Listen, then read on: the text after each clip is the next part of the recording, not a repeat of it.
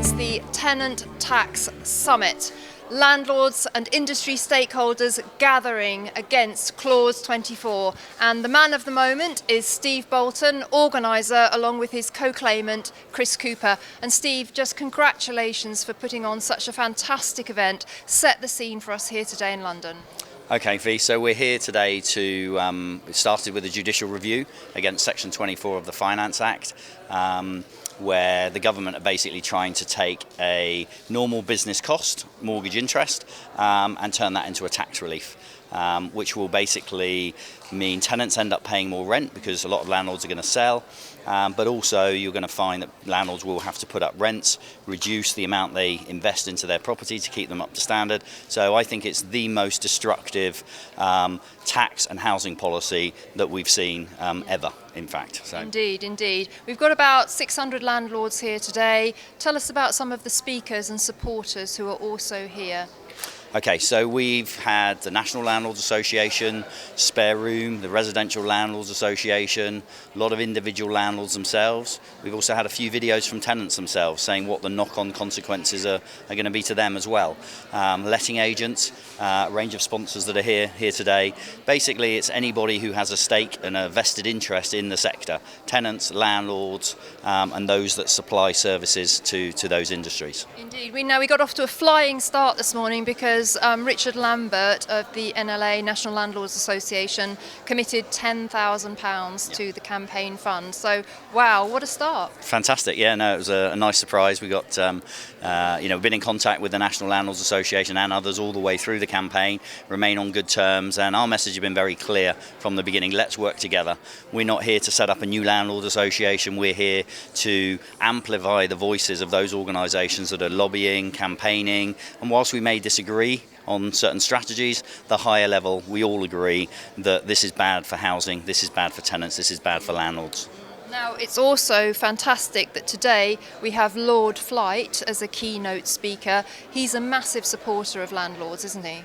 Absolutely, and he wrote a key article back in November called Why the Government is Wrong to Attack Buy-to-Let, and that's going to be the theme of his talk today. That's what he's going to be speaking and sharing his views and his thoughts. And it's not us saying this, a lot of the cynics say, well, it's just landlords trying to protect themselves, greedy landlords, nobody loves a landlord, that kind of thinking. But actually, the reality is, this is not us saying this is government ministers, this is industry associations. We've got the UK 200 group who represent over 150,000 small businesses that are saying this. This is the Institute of Economic Affairs. These are leading economists that are actually saying this is fundamentally wrong. This is going to be so damaging to the housing sector that it shouldn't go ahead, and if we can overturn it with a judicial review, that's one angle of attack, but the other angle is actually lobbying, pressure, and trying to get the government to see sense and do a U-turn, because maybe we'll talk about the failed experiment in Ireland where they tried to do the same thing. Now, we heard some really interesting stats this morning about how the campaign is gaining traction. Could you share a few of those with us?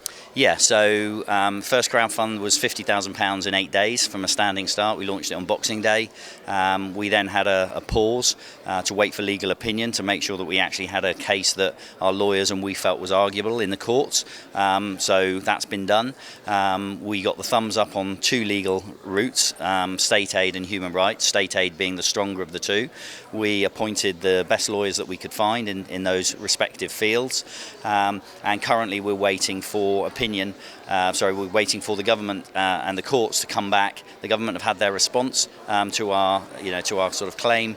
The courts are now coming back to actually say whether we will get permission to go to court, and if we do, we expect to be in court this autumn.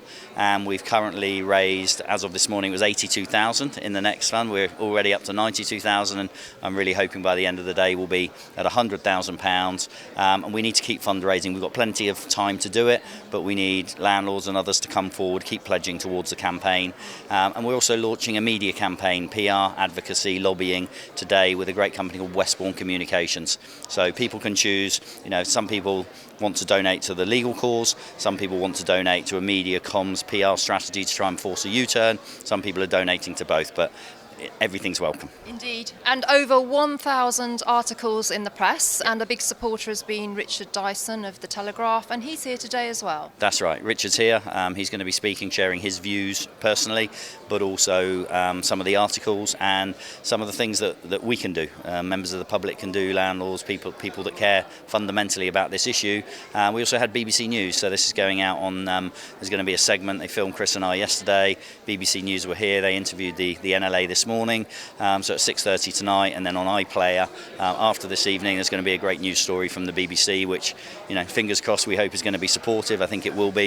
I think they understand the damaging consequences, and in fact the cameraman that was filming it said to me, I really hope you win, because I've got a buy-to-let portfolio and this is what I was relying on for my pension, and this completely ruins my pension. So it just shows you how many people it affects. Indeed. And just to finish, Steve, what would be the ultimate outcome of today's event? I mean, when you get a lot of very passionate, committed people under one roof, good things always come from it, and it ripples out, doesn't it? Absolutely right, yeah. So, the great outcome that we're hoping is that Section 24 gets overturned, whether that's in the courts or through a U-turn. That's our number one objective. That's what we've been empowered by our supporters to do. That's why people have donated. That's why they've pledged. So, keeping our eye on the prize of the main game.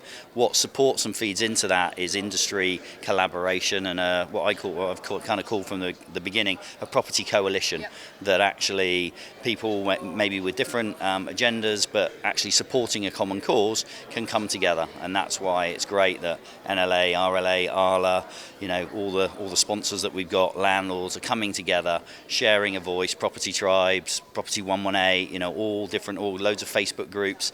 People are coming together because we've got a common cause to overturn this.